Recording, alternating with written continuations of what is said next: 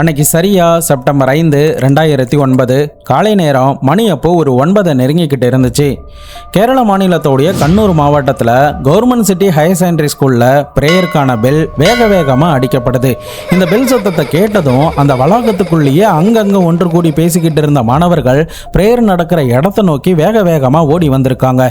அதுக்கப்புறம் அங்கே நடக்கக்கூடிய கொடியேற்ற நிகழ்வு, ஆசிரியர்களுடைய உரை முடிஞ்சதுக்கு பிறகு தங்களுக்கு பிடிச்ச ஆசிரியர்களை பார்க்கறதுக்காக கையில் சாக்லேட்டோட அந்த மாணவர்கள் போயிருந்திருக்காங்க. அதுக்கான காரணம் அன்னைக்கு தான் டீச்சர்ஸ் டே.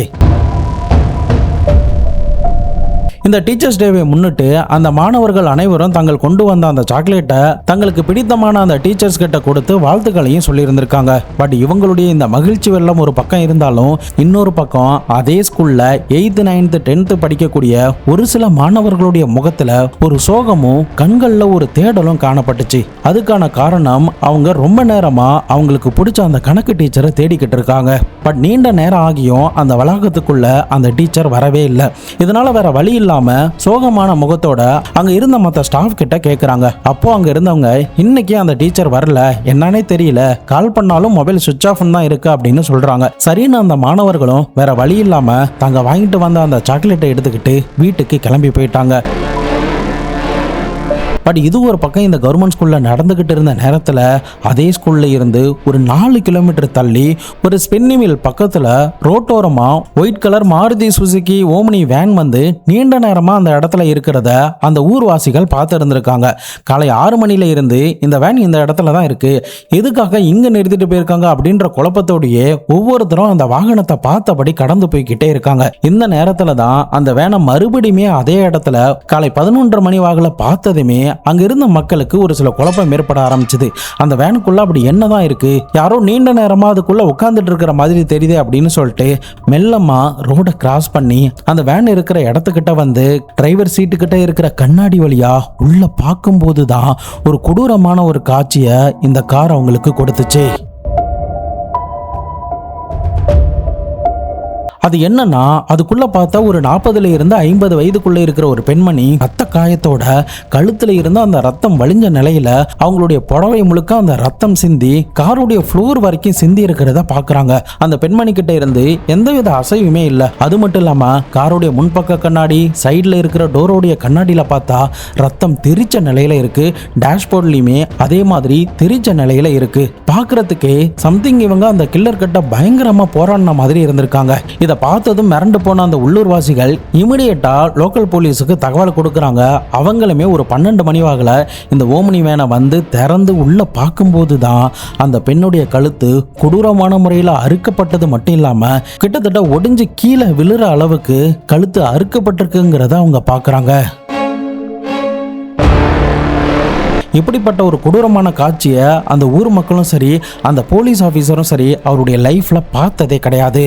அதுக்கப்புறம் அந்த போலீஸ் ஆஃபீஸர் கதவை நல்லா திறந்துட்டு இந்த பெண்மணி யாருன்னு தெரியுதா அப்படின்ற மாதிரி கேட்குறாங்க. அப்போ அங்க இருந்த ஒரு சில ஆட்கள் நல்லா ஒத்து பார்த்துக்கிட்டு இருந்த நேரத்தில் அந்த கவர்மெண்ட் ஸ்கூல்ல டீச்சர்ஸ் டே ஃபங்க்ஷனை அட்டன் பண்றதுக்காக போன மாணவர்கள் ரிட்டர்ன் திரும்பி தங்களுடைய வீடுகளை நோக்கி போய்கிட்டு இருந்தாங்க.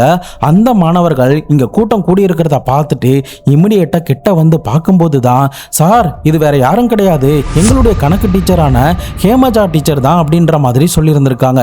இதை கேட்டதும் அந்த உள்ளூர் வாசிகளும், ஆமா இது ஹேமஜா டீச்சர் தான், நாங்களுமே நிறைய முறை பார்த்திருக்கோம் அப்படின்ற மாதிரி சொல்லியிருந்திருக்காங்க.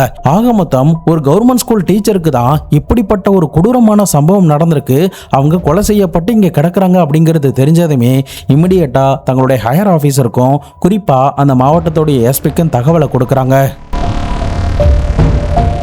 அன்னைக்கு அந்த காருக்குள்ள இறந்து கிடந்த ஹேமஜா டீச்சருக்கு என்னதான் நடந்துச்சு, எதனால அவங்க இந்த இடத்துல கொலை செய்யப்பட்டு கிடக்கணும், போலீஸ் அதிகாரிகள் அந்த கில்லர் யாருங்கிறத கண்டுபிடிச்சாங்களா இல்லையா, ஒருவேளை இந்த டீச்சருக்கு யாராவது எதிரிகள் இருப்பாங்களா, அப்படி இல்லைன்னா இவங்க வேலை பார்க்கக்கூடிய ஸ்கூல்லையே சக ஆசிரியர்கள் கூட இவங்களுக்கு ஏதாவது பகை இருக்குமா, அப்படி இல்லைன்னா மாணவர்களை கண்டிக்கும் போது அவங்க யாராவது கோவப்பட்டு இந்த டீச்சரை இந்த அளவுக்கு கொடூரமான முறையில் கொலை பண்ணியிருப்பாங்களா, இப்படி எக்கச்சக்கமான சந்தேகத்தோட தான் போலீஸ் இந்த ஹேமஜா டீச்சருடைய வழக்குக்குள்ளேயே நுழைறாங்க.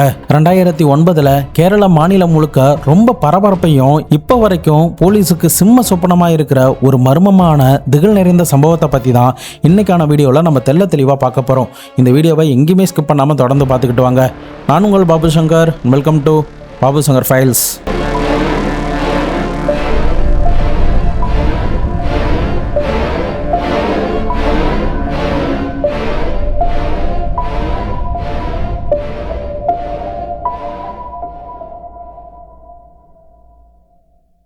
ஹேமஜா டீச்சருக்கு என்ன நடந்துச்சுங்கிறத தெரிஞ்சுக்கிறதுக்கு முன்னாடி நம்ம வீடியோவை இன்னும் நீங்கள் லைக் பண்ணாமல் பார்த்துக்கிட்டு இருந்தீங்கன்னா மறக்காமல் லைக் பண்ணி சப்ஸ்கிரைப் பண்ணி சப்போர்ட் பண்ணுங்கள். அப்போ தான் உண்மையாகவே கிரைம் சேனல் பார்க்குற நம்முடைய ஆடியன்ஸுக்கு நம்முடைய சேனலும் நம்முடைய வீடியோஸும் போய் ரெக்கமெண்டில் போய் சேரும். அது எனக்கு பெரிய மோட்டிவேட்டாக இருக்கும். ஸோ எனக்காக அதை மட்டும் பண்ணிட்டு போங்க.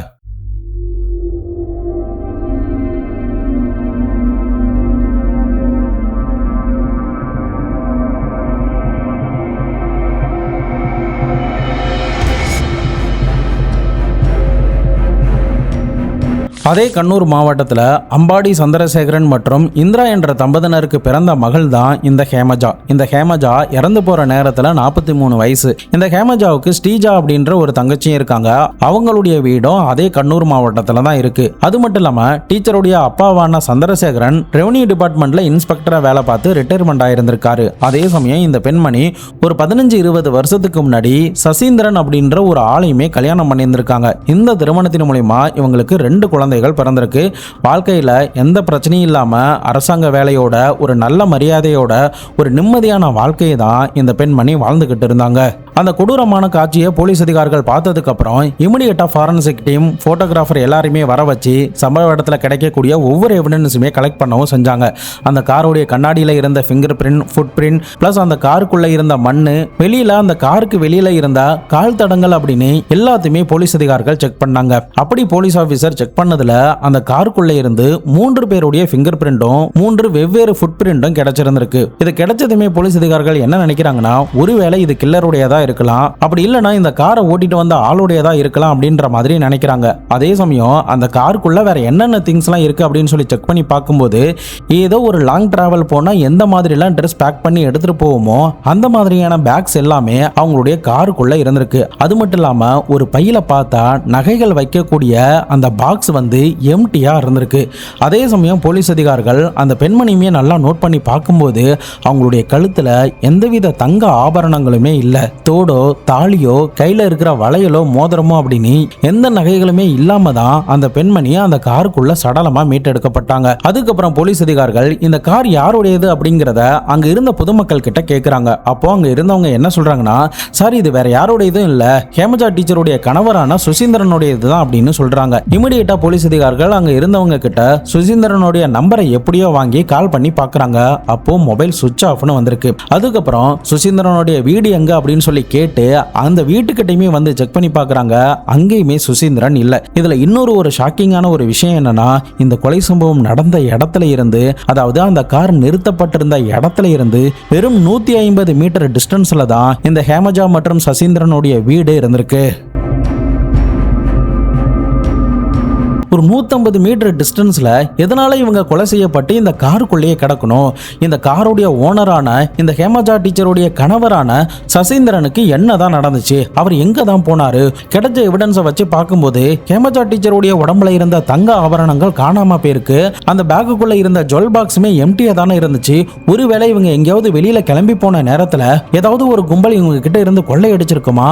அந்த கொள்ளையில இந்த ஹேமஜா டீச்சரை கொலை பண்ணிருப்பாங்களா? சசீந்திரனை வேற எங்கேயாவது ஒரு இடத்துல கொலை செஞ்சு போட்டிருப்பாங்களா அப்படின்ற எக்கச்சக்கமான கொஸ்டின் எல்லாமே போலீஸோடைய மைண்ட்ல ஓட ஆரம்பிச்சது. இந்த நேரத்துல தான் இந்த ஹேமஜா டீச்சருடைய சொந்தக்காரங்களுக்கெல்லாம் போலீஸ் தகவலை கொடுக்குறாங்க. ஆரம்பத்துல போலீஸ் அதிகாரிகள் சசீந்திரனும் வேற இடத்துல எங்கேயாவது கொலை செய்யப்பட்டு தான் கிடக்குறாரோ அப்படின்ற மாதிரி நினைச்சாங்க. அதே சமயம் முதல் நாள் என்ன நடந்துச்சு, இவங்களை கடைசியா யாரெல்லாம் பார்த்தாங்க அப்படின்ற மாதிரி சில விசாரணைகளை நடத்த செஞ்சாங்க.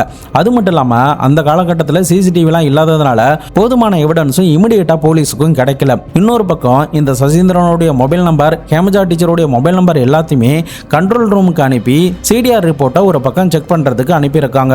இன்னொரு பக்கம் இந்த ஹேமஜா டீச்சருடைய தங்கச்சியும் அப்பா அம்மா பிளஸ் ஹேமஜா டீச்சருடைய அந்த 2 குழந்தைகள் அப்படின்னு எல்லாருமே இந்த தகவலை கேட்டதும் வீட்டுக்கு ஓடி வந்திருக்காங்க. அப்போ அவங்க கிட்ட போலீஸ் அதிகாரிகள் விசாரணை பண்ணும்போது தான் சில திடுக்கிடும் விஷயங்கள் எல்லாமே தெரிய வருது. ஹேமஜா டீச்சருடைய தங்கச்சியான ஸ்ரீஜா என்ன சொல்லியிருந்திருக்காங்கன்னா, சார் முதல் நாள் வாக்கில் என்னுடைய அக்காவும் மாமாவும் இந்த வீட்டில் தான் தூங்கிக்கிட்டு இருந்தாங்க, எந்த பிரச்சனையும் இல்லை. ஆனால் திடீர்னு நள்ளிரவு நேரத்தில் என்னுடைய மாமாவுக்கு நெஞ்சு வலிக்கிறதாவும் வயிறும் லேசாக வலிக்கிறதாவும் என்னுடைய அக்காவை எழுப்பி விட்டாரு. அந்த சமயம்னு பார்த்து இந்த 2 குழந்தைகளும் முழிச்சுக்கிட்டாங்க. அப்போது என்னுடைய மாமா என்ன சொல்லியிருந்திருக்காருன்னா, நீங்கள் 2 பேரும் இங்கே இருங்க, நாங்கள் ஹாஸ்பிட்டலில் காட்டிட்டு சீக்கிரமாகவே வந்துடுவோம் அப்படின்னு சொல்லிட்டு அந்த வீட்டை லாக் பண்ண சொல்லிட்டு அவங்க 2 பேரும் இந்த ஓம்னி காரில் ஒரு 1 மணில இருந்து 2 மணிக்குள்ள கிளம்பி போனதாகவும் அதுக்கப்புறம் விடிஞ்சதுமே அந்த 2 குழந்தைகளும் தன்னுடைய அப்பா அம்மாவை தேடினதாகவும் இன்னும் அப்பா அம்மா வரல போல, ஹாஸ்பிட்டல்ல தான் ட்ரீட்மெண்ட் எடுத்துக்கிட்டு இருக்காங்க போல, சம்திங் அவங்களுக்கு ஏதோ ஆயிடுச்சு போல அப்படின்னு நினைச்சு வீட்டில் இருக்கிற டெலிஃபோன்ல இருந்து அம்மாவுடைய மொபைலுக்கு கால் பண்ணதாகவும் அப்பாவுடைய மொபைலுக்கும் கால் பண்ணதாகவும் அந்த நேரங்களில் 2 பேருடைய மொபைலும் சுவிட்ச் ஆஃப்னு வந்ததாகவும் அதுக்கப்புறம் என்ன பண்றதுன்னு தெரியாம அந்த மூத்த குழந்தை இன்னொரு குழந்தையை அழைச்சிக்கிட்டு பக்கத்துல இருக்கிற அவங்களுடைய சித்தி வீடான, அதாவது தன்னுடைய வீட்டுக்கு வந்தாங்க அப்படின்னும் அதுக்கப்புறம் தன்னுடைய அக்காவும் மாமாவும் எந்த ஹாஸ்பிட்டல்ல அட்மிட் ஆயிருக்காங்க அப்படிங்கறத தெரிஞ்சுக்கிறதுக்காக நான் இந்த 2 குழந்தைகளையுமே அழைச்சிக்கிட்டு சுத்து வட்டாரத்தில் இருக்கிற ஹாஸ்பிட்டல் எல்லாம் போய் தேடி பார்த்தேன் அப்படின்னும், அப்படி தேடிக்கிட்டு இருந்த நேரத்துல தான் என்னுடைய அக்கா இறந்து போயிட்டாங்க அப்படின்ற செய்தியே எங்களுக்கு கிடைச்சது அப்படின்னு இந்த ஸ்ரீஜா அப்படின்றவங்க தங்களுக்கு தெரிஞ்ச விஷயங்கள் எல்லாத்தையுமே போலீஸ் கிட்ட ஒன்னா சொல்லி இருந்திருக்காங்க. ஸோ இப்போ போலீஸுமே என்ன நினைக்கிறாங்கன்னா, இவங்க 2 பேரும் நள்ளிரவு நேரம் வரைக்கும் உயிரோட தான் இருந்திருக்காங்க. அப்போ அவங்களுக்கு உடல்நிலை சரியில்லாமல் இருந்திருக்கு. ஹாஸ்பிட்டலுக்கு போகிறதுக்கு முயற்சி பண்ணுறாங்க. அந்த இடத்துல யாரோ வழிமறிச்சு இவங்கள கொலை பண்ணியிருப்பாங்களோ அப்படின்ற மாதிரி யோசிச்சாங்க. ஆனால் போலீஸுக்கு எழுந்த இன்னொரு சந்தேகம் என்னன்னா, அப்படியே ஹாஸ்பிட்டலுக்கு போகிறவங்க எதுக்காக இந்த துணிமணிகள்லாம் எடுத்துகிட்டு போகணும், எதுக்காக இந்த ஜுவல் பாக்ஸ்லாம் எடுத்துகிட்டு போகணும், இதில் சம்திங் ஏதோ ஒன்று சரியில்லையே, எங்கேயோ இடிக்குதே அப்படிங்கிற ஒரு சந்தேகம் போலீஸுக்கு முதல் முறையாக பொறித்தட்ட ஆரம்பிக்குது. இன்னொரு பக்கம் போலீஸ் அதிகாரிகள் இந்த டீச்சருக்கு தெரிந்த சொந்தக்காரங்க இந்த சசீந்திரனுக்கு தெரிந்தவங்க அப்படின்னு சொல்லிட்டு எல்லார்கிட்டையுமே விசாரணை பண்றாங்க. அப்படி விசாரணை பண்ணதுல இந்த சசீந்திரன் ஓம்னி வேனை வச்சு சில பிசினஸ் பண்ணிக்கிட்டு வரதாவும், சில வாகனங்களை வாடகைக்கு விட்டுட்டு வரதாவும், ஒரு பிசினஸ் பண்ணிக்கிட்டு அந்த ஊர்ல நல்லா கெத்தா தான் இருந்திருக்காரு. ஆனா யாருக்கிட்டையும் அந்த அளவுக்கு பேச மாட்டாரு, ஆனா பாக்குறதுக்கு ஒரு முரடன் மாதிரி இருப்பாரு அப்படின்ற மாதிரி சொன்னாங்க. அதே சமயம் இந்த டீச்சர் கூட வேலை பார்க்குற சக ஸ்டாஃப் கிட்ட எல்லாம் விசாரணை பண்ணப்போ அவங்க என்ன சொல்றாங்கன்னா, கொஞ்ச நாட்களாவே இந்த ஹேமஜா டீச்சர் வந்து ரொம்ப படபடப்பா இருந்தாங்க, என்னாச்சு, ஏன் இந்த மாதிரி படபடப்பா இருக்கீங்க அப்படின்ற மாதிரி நாங்க கேட்டோம். அப்போ என்னுடைய கணவரை பார்க்கறதுக்கு ஒரு ஆள் அடிக்கடி வீட்டுக்கு வந்துகிட்டு போறான், அவன் எதுக்காக வரான் அப்படிங்கிறது எனக்கு தெரியல, என்னுடைய கணவர்கிட்ட கேட்டாலும் அதை பத்தி என்கிட்ட பெருசா சொல்ல மாட்டாரு, சம்திங் எனக்கு ஏதோ சரியா படல அப்படின்ற மாதிரி கொஞ்ச நாட்களுக்கு முன்னாடி எங்க கிட்ட சொன்னாங்க அப்படின்னு ஹேமஜா டீச்சர் கூட வேலை பார்க்குற சில ஸ்டாஃப் போலீஸ் கிட்ட இந்த ஸ்டேட்மெண்ட்டை சொல்றாங்க. ஸோ இந்த ஸ்டேட்மெண்ட் எல்லாமே ஒரு பக்கம் இருக்கிற நேரத்தில் இன்னொரு பக்கம் அந்த சிடிஆர் ரிப்போர்ட்டை செக் பண்ணி பார்க்குறாங்க. கடைசியா இந்த ஹேமஜா டீச்சருக்கு யாரெல்லாம் கால் பண்ணியிருக்காங்க, இந்த ஹேமஜா டீச்சர் ரெகுலராக யார்கிட்ட பேசுறாங்க, வேற யார் கூடயாவது தொடர்பில் இருக்காங்களா, அப்படி இல்லைன்னா இவங்க யாருக்காவது காசு கொடுத்துட்டு கடனாளியா இருக்காங்களா அப்படின்ற மாதிரி செக் பண்ணி பார்க்குறாங்க. இன்னொரு பக்கம் ஹேமஜா டீச்சருடைய கணவரான சசீந்திரனும் வேற யாருக்காவது கடன் கொடுத்துருக்காரா, அவர் யார்கிட்டலாம் பேசியிருக்காரு அப்படின்னு அந்த ஆங்கிளில் விசாரணை பண்ண ஆரம்பிச்சாங்க. அப்படி செக் பண்ணி பார்த்ததுல தான் அதே ஊரை சேர்ந்த டிஎன் சசி அப்படின்ற ஒரு ஆள் கூட தான் கடைசியா அவர் பேசியிருக்காரு, அடிக்கடியும் கால் பண்ணி பேசியிருக்காரு அப்படிங்கிறது தெரிய வருது. ஸோ இதனால இந்த டிஎன் சசி யாரு, அவனுடைய மொபைல் இப்போதைக்கு எங்க இருக்கு அப்படின்ற மாதிரி கால் பண்ணி பார்த்துருக்காங்க. அப்போ மொபைல் சுவிட்ச் ஆஃப்னு வந்திருக்கு. அது மட்டும் இல்லாம கடைசியா சுவிட்ச் ஆஃப் ஆனது கூட இந்த கொலை சம்பவம் நடந்த நாளான செப்டம்பர் 5ஆம் தேதி தான். ஸோ இதனால போலீஸ் ஒருவேளை இவனுக்கும் இதுல ஏதாவது சம்பந்தம் இருக்குமோ, இவன் தான் இவங்க 2 பேரையும் கொலை பண்ணிட்டு எங்கேயாவது தலைமறைவா இருக்கானோ அப்படின்ற மாதிரி நினைச்சாங்க. ஆனா போலீஸ் அதிகாரிகள் இந்த டிஎன் சசியை பத்தி விசாரணை பண்ணப்போ ரீசன்ட் டேஸ்ல இந்த 2 பேரும் சேர்ந்து தான் அடிக்கடி ஏதோ குசுகுசுன்னு பேசிக்கிட்டு இருந்தாங்க, அங்கங்க மீட் பண்ணி பேசிக்கிட்டே இருந்தாங்க அப்படின்ற மாதிரி அந்த உள்ளூர் மக்களும் போலீஸ் கிட்ட சொல்லியிருந்திருக்காங்க. ஸோ இப்போ இந்த ஹேமஜா டீச்சருடைய கணவரான சசியையும் அவருடைய நண்பனான டிஎன் சசியையும் கண்டுபிடிச்சிட்டா இந்த கேஸை நம்ம ஈஸியா சால்வ் பண்ணிடலான்னு நினைக்கிறாங்க. ஆனா இந்த கேஸ் பல வருடங்கள் அவங்களை இழுத்தடிக்க போகுது அப்படிங்கிறது அப்போ அந்த போலீஸ் ஆஃபீஸருக்கு தெரியல.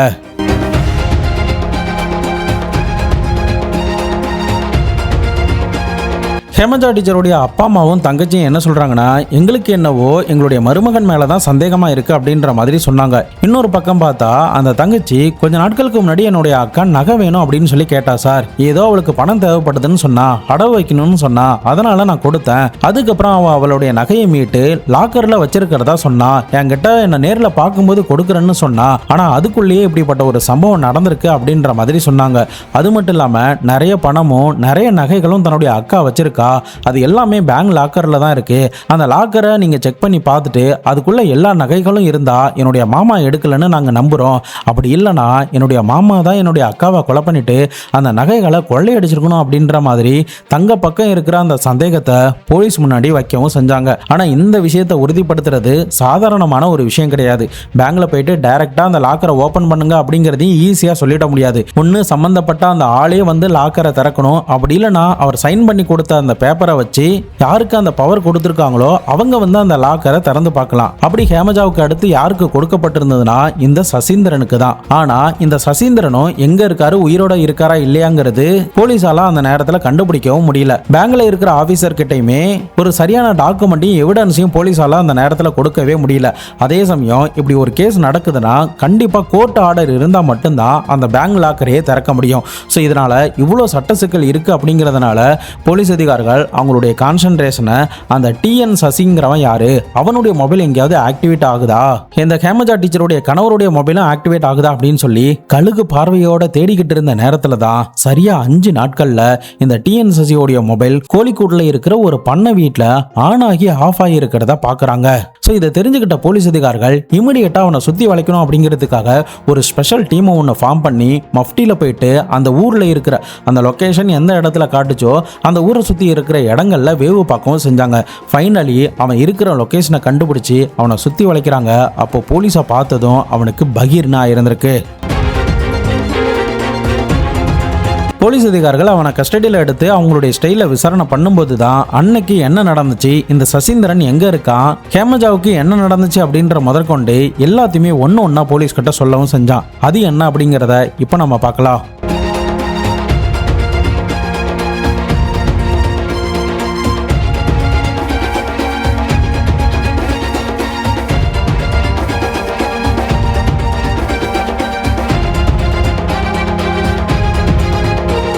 ஹேமஜா டீச்சர் ஒரு கவர்மெண்ட் டீச்சருங்கிறதுனால அவங்களுக்கு நல்ல வருமானம் வந்திருக்கு. அதே சமயம் அந்த வருமானத்தில் நிறைய நகைகளை அவங்க எடுத்து பேங்க் லாக்கரில் வைக்கவும் செஞ்சாங்க, சொத்துக்களையும் வாங்க செஞ்சாங்க, பணமாகவும் அவங்க கையில் அடிக்கடி வச்சுக்கிட்டே இருந்தாங்க. பட் இது ஒரு பக்கம் இருந்தாலும் இன்னொரு பக்கம் நல்லா டிப்டாப்பாக ஊரில் கெத்தாக சுற்றிக்கிட்டு இருந்த ஹேமஜா டீச்சருடைய கணவரான இந்த சசீந்திரனுக்கு நிறைய கடன் சுமைகள் தொடர்ந்து இருந்துக்கிட்டே தான் இருந்துச்சு.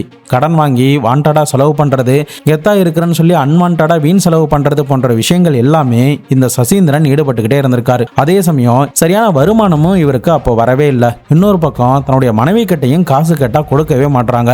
இதனால என்ன பண்றது ஏது பண்றது அப்படிங்கிறது தெரியாம இந்த கடனை எப்படி நம்ம அடைக்க போறோம் அப்படிங்கிறது தெரியாம ஒரு குழப்பத்தோட இருந்த நேரத்துல தான் தன்னுடைய நண்பனான இந்த டிஎன்சிசியோடைய பழக்கம் இந்த ஹேமஜா டீச்சருடைய கணவரான சசீந்திரனுக்கு கிடைச்சிருந்திருக்கு. ஆரம்பத்தில் இந்த 2 பேரும் சேர்ந்து ஒரு தொழில் ஒன்று ஆரம்பிக்கலாம் அப்படின்ற மாதிரி நினைக்கிறாங்க. பட் அந்த தொழில் என்னன்னா திருட்டு தொழில் தான். தன்னுடைய மனைவி கிட்ட நகை இருக்கு, பணம் இருக்கு, சொத்து இருக்கு, அது மட்டும் இல்லாமல் இன்சூரன்ஸ்லாம் போட்டு வச்சிருக்கா. அவகிட்ட இருந்த பணத்தையும் வாங்கணும், நகையும் அபகரிக்கணும். அதே சமயம் ரீசெண்டா அவ தங்கச்சி கிட்ட இருந்து வாங்கியிருந்த அந்த நகைகளையும் நம்ம கொள்ளையடிக்கணும் அப்படின்னா அதுக்கு அவ இல்லாம போகணும். அப்போதான் நம்ம இது எல்லாத்தையுமே முழு சுதந்திரமா அனுபவிக்க முடியும். இப்போ நம்ம என்ன பண்ண போறோம்னா அவளை போட்டு தள்ளிட்டு அவளை எங்கேயாவது ஒரு இடத்துல புதைச்சிட்டு அவளுக்கு ஏதோ ஒரு அஃபைர் இருந்துச்சு, அந்த காதலன் கூட ஓடி போயிட்டான் அப்படின்ற ஒரு கட்டுக்கதையை நம்ம அந்த ஊருக்குள்ள பரப்பி விட்டுருவோம். அதுக்கப்புறம் நம்ம மேல யாருக்குமே சந்தேகம் வராது. நானும் நம்ம கொள்ளை அடிச்ச பணத்துல உனக்கு பாதி பணத்தை கொடுத்துட்றான் அப்படின்ற மாதிரி தன்னுடைய நண்பன் கிட்ட இந்த டீச்சருடைய கணவனே ஆசை வார்த்தைகள் காட்டியிருந்திருக்கான். ஸோ அதன் அடிப்படையில் தான் இவங்க 2 பேரும் சேர்ந்து என்ன பண்றானுங்கன்னா இந்த சசீந்திரனுக்கு சொந்தமா இருக்கிற பண்ணை வீட்டுக்கு போயிட்டு அங்க கொல்லப்புறத்துல ஒரு பெரிய குழியை ஒன்று தோண்டி இருந்திருக்காங்க. இது எல்லாமே அக்கம் பக்கத்தில் இருந்தவங்களுடைய கண்ணு முன்னாடி நடக்குது. அவங்களுமே அந்த குழியை பார்த்துட்டு என்னாச்சு, எதுக்காக குழியெல்லாம் தோன்றீங்க அப்படின்ற மாதிரி கேட்குறாங்க. அப்போ அவங்க என்ன சொல்லியிருந்திருக்காங்கன்னா நாங்கள் வந்து மாட்டு பண்ண வைக்க போகிறோம், அந்த மாட்டோடைய சாணியை கொட்டுறதுக்காக தான் இந்த குழியை தோண்டியிருக்கோம் அப்படின்ற மாதிரி சொல்கிறாங்க. ஸோ இதனால் யாருக்கும் இவனுங்க மேலே எந்தவித சந்தேகமும் வரவே இல்லை. இன்னொரு பக்கம் இவன் அடிக்கடி அந்த வீட்டுக்கு வந்து குசு குசுன்னு பேசிக்கிட்டு இருக்கிறதுனால ஏன் இவர் அடிக்கடி வராரு, என்ன தான் பேசுகிறீங்க அப்படின்னு சொல்லி கேட்கும்போது நாங்கள் 2 பேரும் மாடு வாங்கி பிஸ்னஸ் பண்ணலான்னு இருக்கோம், ஒரு பால் பண்ண மாதிரியும் வைக்க போகிறோம், அது பற்றி தான் நாங்கள் பேசிக்கிட்டு இருக்கோம் அப்படின்ற மாதிரியும் சொல்லியிருந்திருக்கான். பட் இருந்தாலுமே அந்த ஹேமஜா டீச்சருடைய உள்ளுணர்வு சம்திங் ஏதோ சரியில்லையே அப்படின்னு சொல்லிக்கிட்டே தான் இருந்துச்சு. கூட வேலை பார்க்குற ஆசிரியர்கள் கிட்டையும் அந்த சந்தேகத்தை அவங்க சொல்லிக்கிட்டே தான் இருந்தாங்க. ஃபைனலி இந்த டீச்சரை எப்படி கொலை பண்ணலாம், எந்த நேரத்தில் ஸ்கூலுக்கு வராங்க, எந்த நேரத்தில் வீட்டில் தனியாக இருப்பா, என்ன மாதிரிலாம் ட்ராமா பண்ணலாம், எந்த மாதிரி ட்ராமா பண்ணால் அவளை வெளியில் அழைச்சிட்டு போகலாம் அப்படின்ற மாதிரி எல்லாத்தையுமே இவன் பக்காவாக பிளான் பண்ணி சரியா செப்டம்பர் 5ஆம் தேதி நள்ளிரவு நேரத்தில் அந்த பிளானை எக்ஸிக்யூட் பண்ணலாம் அப்படின்னு இந்த 2 பேரும் முடிவெடுத்திருக்காங்க. அதன் அடிப்படையில் அந்த நள்ளிரவு நேரத்துல டிஎன் சசி அப்படின்ற அந்த நண்பன் வீட்டுல இருந்து கொஞ்சம் தூரம் தள்ளி ரோட்டோரமா ஒரு இடத்துல வெயிட் பண்ணிக்கிட்டு இருக்கான். இன்னொரு பக்கம் இந்த ஹேமஜா டீச்சரும் சசீந்திரனும் வீட்டுல தூங்குறாங்க. அப்போ 1 மணி வாகல எனக்கு லேசா நெஞ்சு வலிக்கிற மாதிரி இருக்கு, வயிறு வலிக்கிற மாதிரி இருக்கு அப்படின்னு ஒரு டிராமாவை கிரியேட் பண்றான். அப்போ கூட இருந்த அந்த குழந்தைகளும் பார்த்துட்டு நாங்களும் ஹாஸ்பிட்டலுக்கு வரோம் அப்படின்னு சொல்றாங்க. இல்ல நீங்களே ஹாஸ்பிட்டல்ல இருங்க அப்படின்ற மாதிரி சொல்லியிருந்திருக்கான். அதுக்கப்புறம் தன்னுடைய மனைவி அழைச்சிக்கிட்டு அந்த வழியோட ஹாஸ்பிட்டலுக்கு போற மாதிரி ஒரு டிராமாவா நடத்தலாம். பட் அதுக்கு முன்னாடியே மனைவிக்கு தெரியாமலே அவனுடைய காருக்குள்ள இந்த மனைவியோடைய துணிமணி, அவங்களுடைய ஜுவல் அப்படின்னு எல்லாத்தையுமே எடுத்து போட்டிருக்கான். அதன் பிறகு எதுவுமே தெரியாத மாதிரி அந்த ஆக்ஷனை போட்ட நிலையிலேயே காரை ஓட்டிக்கிட்டு போறான். நடுவுல பார்த்தா இவனுடைய நண்பன் அந்த காரை வழிமறைக்கிறான். அந்த காரை வழிமறைச்சதுமே இந்த நண்பன் பின்னாடி சீட்ல போய் உட்கார்றான். முன்பக்க சீட்ல டிரைவர் சீட்டுக்கு பக்கத்துல இந்த ஹேமஜா உட்கார்ந்துட்டு வராங்க. இப்படி தொடர்ந்து இந்த 3 பேரும் அந்த இருட்டுல டிராவல் ஆகி போய்கிட்டே இருந்த நேரத்துல ஆள் நடமாட்டம் இல்லாத ஒரு இடமா பார்த்து, மின் வெளிச்சம் இல்லாத ஒரு இடமா பார்த்து அந்த பெண்மணியோடைய முகத்துல குளோரோஃபார்ம் கலந்த ஒரு கர்ச்சிப்பை வச்சிருந்திருக்காங்க. வச்ச கையோட ஹேமஜா டீச்சர் லேசா மயக்கமாகறாங்க. அதுக்கப்புறம் காரை நிப்பாட்டிட்டு ஹேமஜா டீச்சருடைய கழுத்துல கையை வச்சிருந்திருக்கான். அப்போ ஹேமஜா டீச்சர் அரை மயக்கத்துல இருந்ததுனால அவனுடைய கையை, அதாவது தன்னுடைய கணவனுடைய கையை தட்டி விட்டுருந்திருக்காங்க. இதை பார்த்துட்டு மிரண்டு போன அந்த கணவனுக்கு என்ன பண்றதுன்னு தெரியல.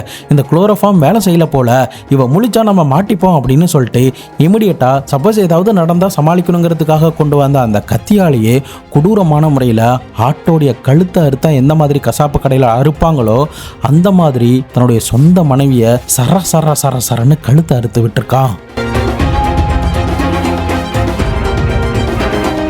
இப்போ இப்படிப்பட்ட ஒரு கொடூரமான காட்சியை ஃபர்ஸ்ட் டைமா இந்த டிஎன் சசிங்கிறவன் பார்க்குறான். இந்த 2 பேருக்கும் இதுக்கு முன்னாடி கிரிமினல் பேக்ரவுண்ட் கிடையாது, யாரையுமே கொலை பண்ணது கிடையாது. கொஞ்ச நேரத்திலேயே அந்த டீச்சர் உடம்புல காணப்பட்ட அந்த துடிதுடிப்பு மெல்லமா ஆஞ்சி ஓஞ்சி அமைதியாகுது. கார் லைட்டை ஆன் பண்ணி பார்த்தா ரத்தம் கார் முழுக்க சதறி கிடக்கு. காரோடைய ஃப்ளோர்லையுமே ரத்தம் வழிஞ்சு ஓடிக்கிட்டு இருக்கு. இது எல்லாத்தையும் இந்த டிஎன் சசி பின்னாடியில இருந்து பார்க்குறான். பார்த்ததும் பக்குன்னு அவனுக்கு ஆகியிருந்திருக்கு. அவனுடைய கண்களே அவன் எவ்வளோ பயந்திருக்கான், எவ்வளோ பதட்டம் இருக்கான் அப்படிங்கிறத சொன்னுச்சு. பட் அது எதையுமே நோட் பண்ணாத ஹேமஜா டீச்சருடைய கணவன் நேரடியா அவனுடைய பிளான் படி இந்த டீச்சரை அந்த குழியில போயிட்டு புதைச்சிட்டு வந்துடலாம், அதாவது இவன் மாடு வாங்க போறதாவும் சாணியை கொட்டுறதுக்காக ஒரு குழி தோண்டுனா அப்படின்னு சொன்னான்ல, அந்த குழியில கொண்டே போடுறதுக்காக இவனுங்க கிளம்பி அந்த ஊரை நோக்கி போயிருந்திருக்காங்க. பட் போற வழியில பார்த்தா இந்த டிஎன் சசிக்கு பயம் அள்ளு விட்டு போயிருந்திருக்கு.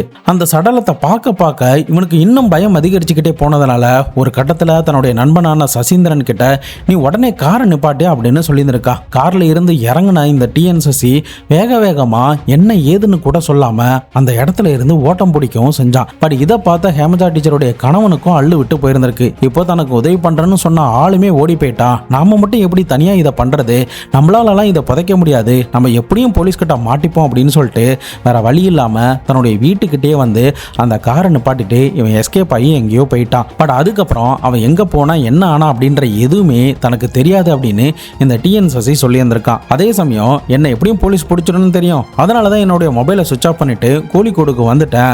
அதுக்கப்புறம் எல்லாம் அமைதியாக இருக்கும் அப்படின்னு நினச்சி நான் மொபைலை யதார்த்தமாக ஆன் பண்ண அப்படின்ற மாதிரி சொல்லியிருந்திருக்கான். ஃபைனலி போலீஸ் அதிகாரிகள் இவனுடைய ஃபிங்கர் பிரிண்ட் ஏதாவது அந்த காருக்குள்ளே இருக்கா அப்படிங்கிறத கிடைச்ச ஃபிங்கர் பிரிண்ட் கூட செக் பண்ணி பார்க்குறாங்க. அதில் ஒரு ஃபிங்கர் பிரிண்ட் இவன் கூட பக்காவாக மேட்ச் ஆகவும் செய்யுது. அதன் பிறகு இவனுக்கு எதிராக இருக்கிற ஆதாரங்கள் எல்லாத்தையுமே திரட்டி கோர்ட்டில் சார்ஜ் ஷீட்டு ஃபைல் பண்ணுறாங்க.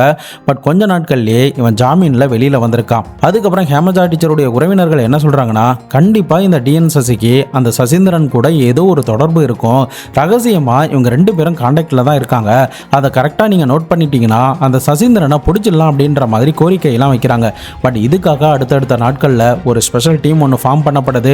தமிழ்நாடு, கேரளா, ஆந்திரா, நார்த் இந்தியா போன்ற பல மாநிலங்களுக்கு ஒரு சர்க்குலர் மாதிரி போகுது. மோஸ்ட் வாண்டட் லிஸ்ட்ல இவனை சேர்க்கிறாங்க. 1980களில் ரொம்பவும் பரபரப்பாக பேசப்பட்ட சுகுமார் குரூப் மாதிரி இவனையுமே பல இடங்களில் தேடி பார்க்குறாங்க. பட் எங்கே தேடினாலும் போலீஸால் கண்டே பிடிக்க முடியல. அதுக்கப்புறம் ஒரு வேளை இவன் கல்ஃப் கண்ட்ரிக்கு தப்பிச்சு போயிருப்பானோ, வெளிநாட்டுக்கு எங்கேயாவது தப்பிச்சு போயிடுவானோ அப்படின்னு சொல்லிட்டு ஏர்போர்ட்லையுமே அவனுடைய ஃபோட்டோஸ் டீட்டெயில்ஸ் எல்லாத்தையுமே கொடுக்குறாங்க. பட் என்னதான் இந்த மாதிரியான விஷயங்கள்லாம் கொடுத்தாலும் இப்போ வரைக்கும் நான் பேசிக்கிட்டு இருக்கிற இந்த நொடி வரைக்கும் அவனை கண்டுபிடிக்க முடியாத அந்த சுச்சுவேஷனில் தான் போலீஸ் அதிகாரிகள் நிற்கிறாங்க.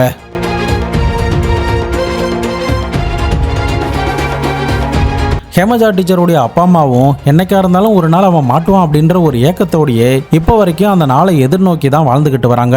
ஹேமஜா டீச்சருடைய பிள்ளைகளும் அந்த தாத்தா பாட்டியோடைய வளர்ப்பில் வளர்ந்து இன்னைக்கு பெரிய ஆளா ஆயிட்டாங்க. பட் அவங்களுடைய அப்பா ஏற்படுத்தின அந்த வலி மட்டும் அவங்களுடைய மனசுல இருந்து ஆறாத ஒரு வடுவாதான் இப்போ வரைக்கும் இருக்கு.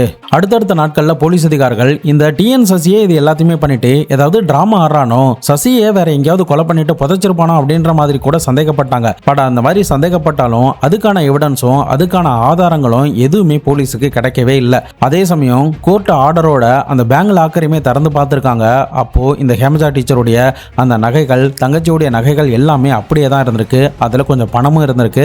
அது எல்லாத்தையுமே எடுத்து ஹேமஜா டீச்சருடைய அப்பா அம்மா கிட்டேயே போலீஸ் அதிகாரிகள் பின் நாட்கள்ல கொடுத்தாங்க. தற்போதைக்கு இன்னமும் அந்த சசீந்திரனை போலீஸ் ஆஃபீஸர் தேடிக்கிட்டு தான் வராங்க. பட் ஃபியூச்சர்ல கண்டிப்பா கிடைக்கிறதுக்கு கூட சான்ஸ் இருக்கு. இதுல ஒரு குறிப்பிட்ட ஒரு விஷயம் சொல்லணும்னா, நம்முடைய நாட்டில் ஆதார் கார்டு வந்து ஒரு 2012-13க்கு மேல தான் நல்ல பிரபலமாகவும் செஞ்சுச்சு. எல்லாருமே எடுக்கணும் அப்படிங்கிறத கட்டாயப்படுத்திக்கிட்டே வந்தாங்க. ஸோ இப்போ இந்த சசீந்திரன் வந்து 2009 காணாம போயிருக்கிறதுனால ஈஸியா அவனுடைய ஐடென்டிட்டியை மாத்தி எங்கோ ஒரு மூலையில எங்கோ ஒரு இடத்துல தன்னுடைய அங்க அடையாளங்கள்லாம் மாத்தி வாழ்ந்துகிட்டு வரலாம். பட் அது எங்கன்னு தான் இப்போ வரைக்கும் யாராலையும் கண்டுபிடிக்க முடியல. பட் என்னதான் போலீஸ் கிட்ட இருந்தும் இந்த நீதிமன்றத்துக்கிட்ட இருந்தும் இவன் தப்பிச்சாலும் இயற்கை கிட்ட இருந்து அவனால தப்பிக்கவே முடியாது. அவன் பண்ண அந்த கொடூரமான சம்பவத்துக்கு, அவன் பண்ண அந்த கொடூரமான கேவலமான துரோகத்துக்கு அவனுக்கான தண்டனை நிச்சயமா அவனை தேடி ஒரு நாள் போக தான் போகுது. ஒரு மனிதனுடைய பேராசை என்ன வேணாலும் பண்ண வைக்கும். சொந்த அப்பா அம்மாவையோ கொலை பண்ண வைக்கும். சொந்த மனைவியோ சொந்த பிள்ளைகளையோ நல்லா தெரிஞ்ச நண்பனையோ கொலை பண்ண வச்சிரும். பணம் மட்டும் ஒருத்தருடைய மனசை எந்த நேரத்தில் வேணாலும் எப்படி வேணாலும் மாற்றும் அப்படிங்கிறதுக்கு ஒரு சின்ன எக்ஸாம்பிள் தான் இன்னைக்கு நம்ம பார்த்த சம்பவம். இந்த சசீந்திரன் தன்னுடைய மனைவிக்கு ஒரு நல்ல கணவராகவும் இல்லாம, தன்னுடைய குழந்தைகளுக்கும் நல்ல அப்பா அம்மாவும் இல்லாம, இந்த சமூகத்துக்கு ஒரு நல்ல மனிதனாகவும் இல்லாம தான் எங்கேயோ தலைமறைவா வாழ்ந்துகிட்டு இருக்கான். என்னதான் நம்ம தப்பிச்சிட்டோம் அப்படின்னு நினைச்சாலும் அந்த குற்ற உணர்ச்சி மட்டும் கடைசி வரைக்கும் அவனுக்குள்ள உறுத்திக்கிட்டே தான் இருக்கும். பணத்தாலையும் துரோகத்தாலையும் ஏற்படுற அந்த வழிகளை என்ன ஆறுதல் வார்த்தைகள் சொன்னாலும் அதை சரி கட்டிடவே முடியாது. நம்ம உண்மையை நேசிக்கிற நம்ம கூடவே இருக்கிற ஆட்கள் கூட எந்த நேரத்தில் எப்போ வேணாலும் மாறலாம். எந்நேரமும் நீங்க தான் உஷாரா இருந்துக்கணும், நீங்க தான் முன்ஜாக்கிரதையா இருந்துக்கணும் அப்படிங்கிறதுக்கான ஒரு சின்ன எக்ஸாம்பிள் தான் இன்னைக்கு நம்ம பார்த்த சம்பவம். நிச்சயமா இந்த சம்பவம் ஏதோ ஒரு வகையில் உங்களுக்கு ஒரு விழிப்புணர்வை கொடுத்துருக்குங்கிறத நான் நம்புறேன். நீங்கள் இந்த கொலை சம்பவத்தை பற்றி என்ன நினைக்கிறீங்க? இந்த சசீந்திரன் உங்கள் கையில் கிடைச்சா என்ன பண்ணுவீங்க? நீங்கள் என்ன தண்டனை கொடுப்பீங்க? இந்த கேஸில் உங்களுடைய இன்டியூஷன் என்ன சொல்லுது அப்படிங்கிறதையும் மறக்காமல் கமெண்ட் பாக்ஸில் சொல்லிட்டு போங்க. இதை பற்றி உங்களுடைய நண்பர்களும் தெரிஞ்சுக்கணும்னு நினச்சிங்கன்னா அவங்களுக்கும் ஷேர் பண்ணிட்டு போங்க. வேறு ஏதாவது கேஸ் பற்றி பேசணும்னு நினச்சிங்கன்னா மறக்காமல் கமெண்ட் பாக்ஸ்லையும் நம்மளுடைய இன்ஸ்டாகிராம்லையும் வந்து டிஎம் பண்ணுங்கள். கண்டிப்பாக அதை பற்றி நான் பேசுகிறேன். நாளை மறுநாள் வேறு ஒரு கிரைம் கேஸோட வேறு ஒரு வீடியோவில் உங்களை வந்து சந்திக்கிறேன். அது வரைக்கும் உங்களிடமிருந்து விடைபெறுவது உங்கள் பாபு சங்கர்.